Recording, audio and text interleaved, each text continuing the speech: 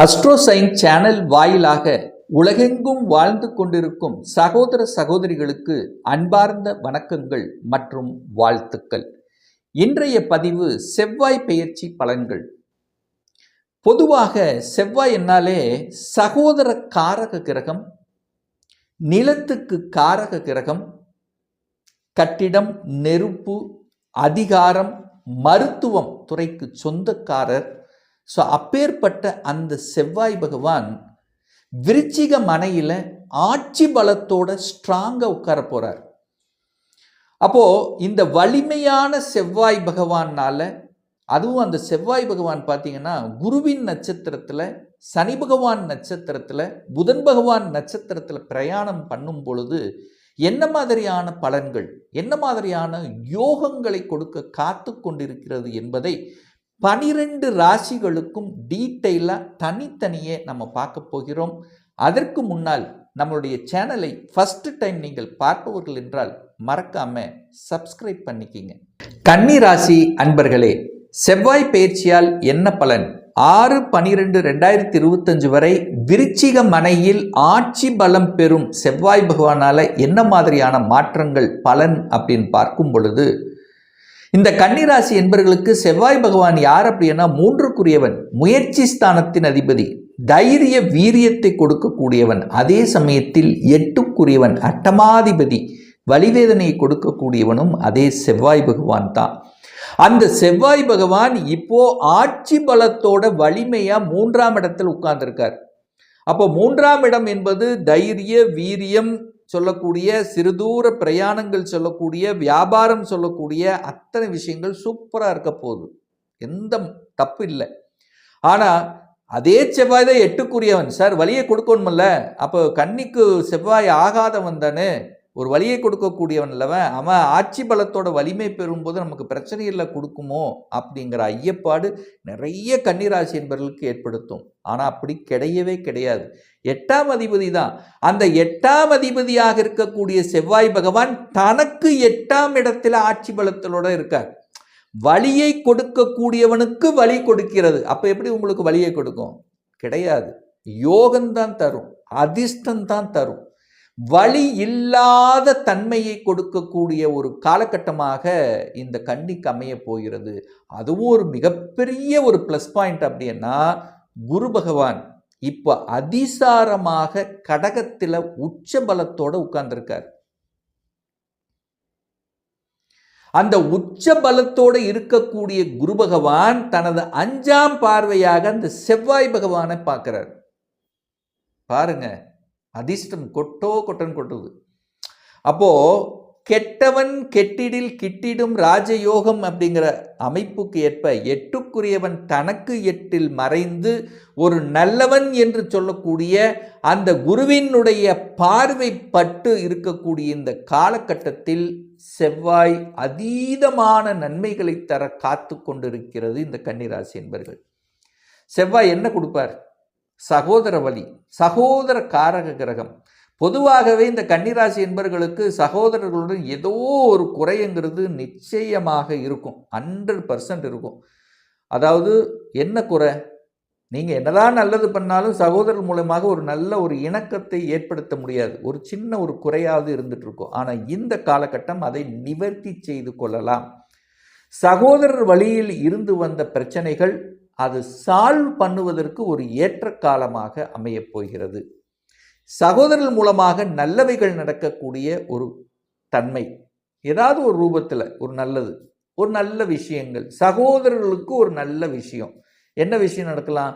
உங்கள் சகோதரர்களுக்கு ஒரு திருமணம், சுப காரியங்கள் செய்யலாம். சுப காரியங்கள் செய்யக்கூடிய அமைப்புங்கிறது இருக்கிறது. அப்போ சகோதர விஷயத்தில் நன்மைகள் தரக்கூடிய ஒரு காலகட்டம். அடுத்த ஒரு நல்ல விஷயம் அப்படின்னா இடம். செவ்வாயினாலே நிலத்தை குறிக்கக்கூடிய ஒரு காரக கிரகம்.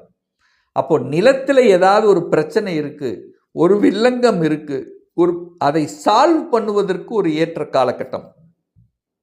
நிலம் சார்ந்த விஷயத்தில் அதில் ஏதாவது ஒரு குறை, எதையானும் செய்யணும் அப்படின்னா அதை எடுத்து செஞ்சு, இல்லை டாக்குமெண்ட்டோ மற்ற விஷயம் எது செய்யணும்னு நினைக்கிறீங்களோ அதை செய்து கொள்ளலாம். அப்போ நிலம் விஷயங்கள் சூப்பராக இருக்க போகுது. சரி, ஒரு நிலத்தை வாங்குவதற்கு உகந்ததா? அதிர்ஷ்டத்தை கொடுக்கும், வாங்கலாம் 100% வாங்கலாம். சார், ஒரு நிலத்தை வாங்கணும்னு ஆசைப்படுறேன், இந்த காலகட்டம் அதற்கு சாதகமாக இருக்குமா? நிச்சயமாக சாதகமாக இருக்கும்.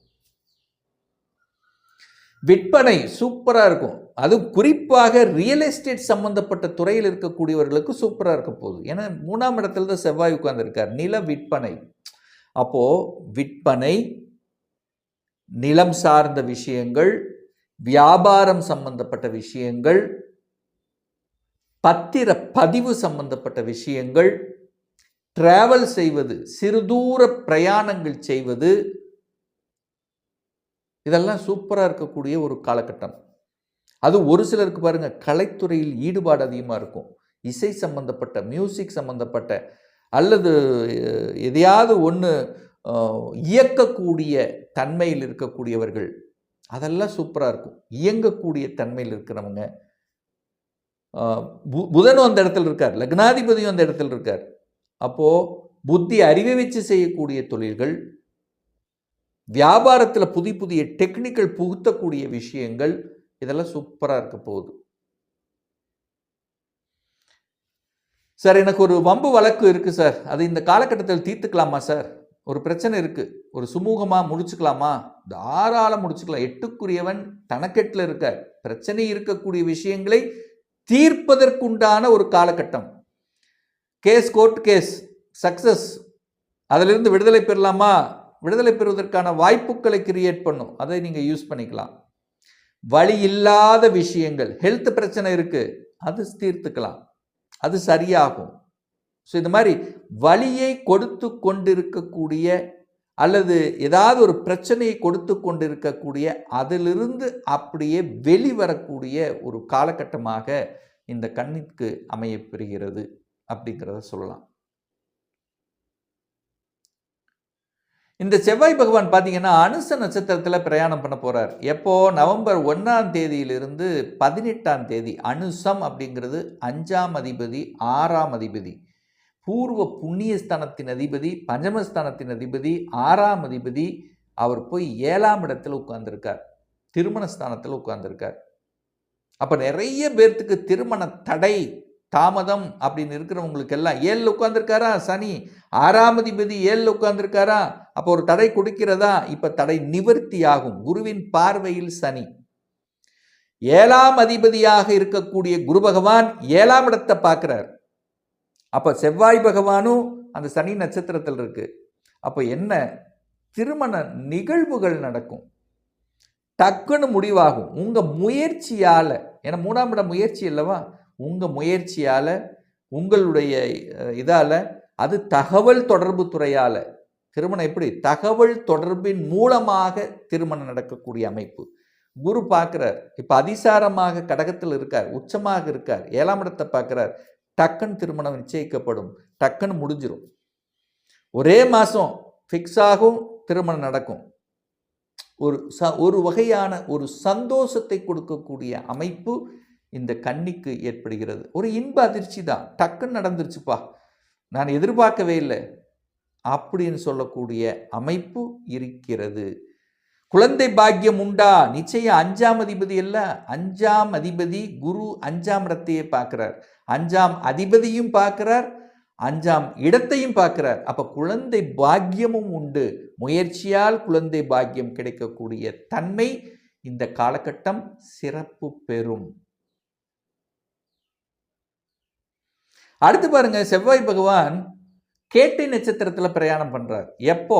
இந்த நவம்பர் மாதம் 19ஆம் தேதியிலிருந்து டிசம்பர் மாதம் 6ஆம் தேதி வரை கேட்டை அப்படின்னா புதன்.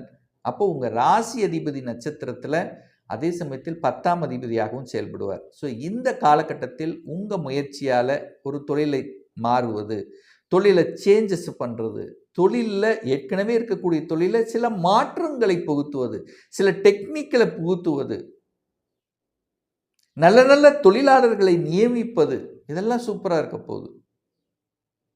அப்போ தொழிலுக்கு தேவையான சில விஷயங்களை இந்த காலகட்டத்தில் நீங்கள் ஏற்படுத்துவீர்கள். உங்களுடைய முயற்சியால, உங்களுடைய அங்கீகாரத்துக்காக சில விஷயங்களை மாறுதல்.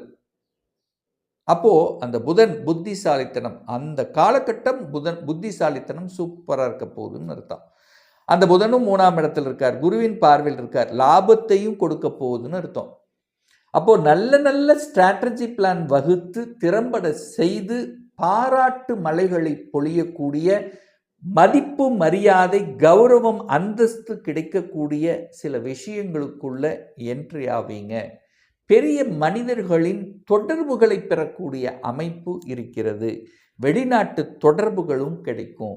வெளிநாட்டில் இருந்து சில நண்பர்கள் உங்களுக்கு ஏதோ ஒரு வகையில் உறுதுணையாக இருக்கக்கூடிய ஒரு காலகட்டமாக அமையும். அப்போது இடம், நிலம், வீடு, வண்டி, வாகனம் இதெல்லாம் வாங்குவதற்கு உகந்த காலகட்டமாகவும், குழந்தை பாக்கியம் சார்ந்த விஷயத்தில் ஏதாவது பாக்கியம் அப்படின்னு என்ன, கூட்டுத்தொழிலும் ஒரு நல்லது கிடைக்கும். கணவன் மனைவி செட்டில் ஆகக்கூடிய அமைப்பு. ஸோ இந்த மாதிரி நல்ல விஷயங்களை கொடுக்கக்கூடிய ஒரு செவ்வாய் பெயர்ச்சியாக நிச்சயமாக கன்னிக்கு அமையுங்கிறதுல எந்தவித மாற்று கருத்தும் கிடையாது. இன்னும் ஒரு துல்லிய பலன் வேணும். இந்த 2025 சொந்த தொழில் செய்வதற்கான கொடுப்பினை இருக்கா? அப்போ இருக்கக்கூடிய பட்சத்தில் எப்போ நம்ம சொந்த தொழில் ஆரம்பிக்கலாம்? என்ன கோர்ஸ் எடுத்து படித்தா நம்முடைய ஃப்யூச்சர் நன்றாக இருக்கும்? இந்த வருடம் திருமணம் செய்யக்கூடிய அமைப்பு இருக்கா? எப்போ தான் நமக்கு திருமணம் நடக்கும்? எப்போ குழந்தை பாக்கியம் கிடைக்கும்? எப்போ வீடு கட்டுவேன்? எப்போ எனக்கு ப்ரமோஷன் கிடைக்கும்? இதை பற்றி தெரிஞ்சுக்கணும். உங்கள் ஜாதகத்தை பற்றி அறிந்து கொள்ள வேண்டும். ஒரு பர்சனல் கன்சல்டேஷன் எடுத்துக்கணும் என்று விருப்பமுடைய அன்பர்கள் டிஸ்பிளே தெரியக்கூடிய நம்பருக்கு வாட்ஸ்அப் மூலியமாகவோ ஃபோன் கால் மூலியமாகவோ தொடர்பு கொண்டு நேரடியாகவோ அல்லது ஆன்லைன் மூலியமாகவோ கன்சல்டேஷன் எடுத்துக்கலாம். நம்மளுடைய அலுவலகம் கோயம்புத்தூரில் அமைந்துள்ளது. பிரியர் அப்பாயின்மெண்ட் வாங்கிட்டு நேரடியாகவே நீங்கள் கன்சல்டேஷன் எடுத்துக்கலாம்.